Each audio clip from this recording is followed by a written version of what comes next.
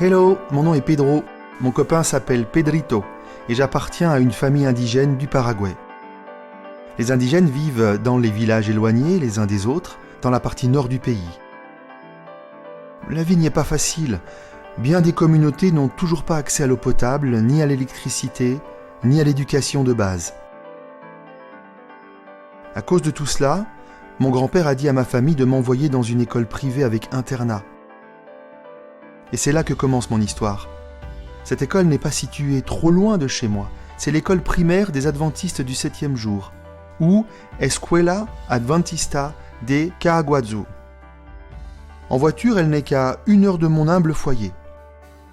Dans cette école, je me sens comme faisant partie d'une grande famille. J'apprends à lire, à écrire, à faire des mathématiques, et même quelque chose de plus important. J'apprends qu'il existe un Dieu qui m'aime profondément. J'apprends aussi des habitudes chrétiennes, comment prier avant chaque repas. Aux premières vacances, je suis retourné à la maison, tout excité à l'idée de partager mes nouvelles expériences avec ma famille.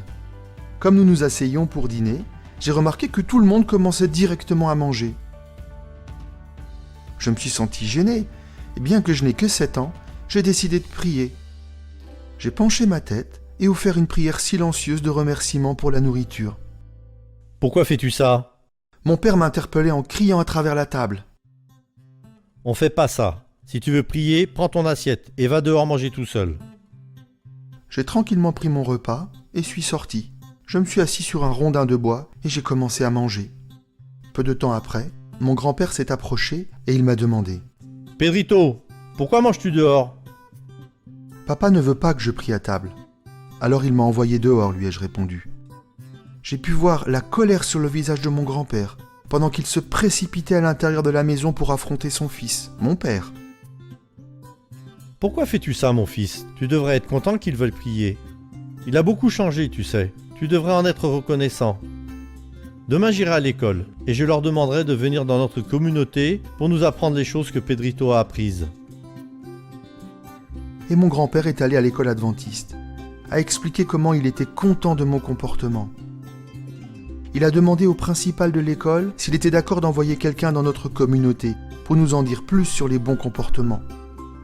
Le principal a acquiescé et l'école a envoyé un pasteur. Il est resté 3 mois à passer du temps avec les gens pour leur parler de la Bible. Puis, mon grand-père, maman et 17 autres personnes de la communauté ont décidé de demander le baptême. Le temps passant, d'autres baptêmes ont eu lieu.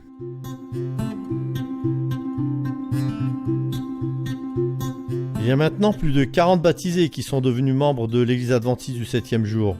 Le sabbat, nous chantons des hymnes, nous écoutons les histoires de la Bible et nous louons Dieu après chaque sermon inspiré. Beaucoup d'amis se joignent aussi à nous et nous prions pour le jour où chacun voudra faire partie de la grande famille de Dieu. Vous pouvez vous demander comment une église peut-elle être implantée par un jeune garçon ? La réponse est simple. Dieu peut utiliser tous ceux qui décident de faire ce qui est juste.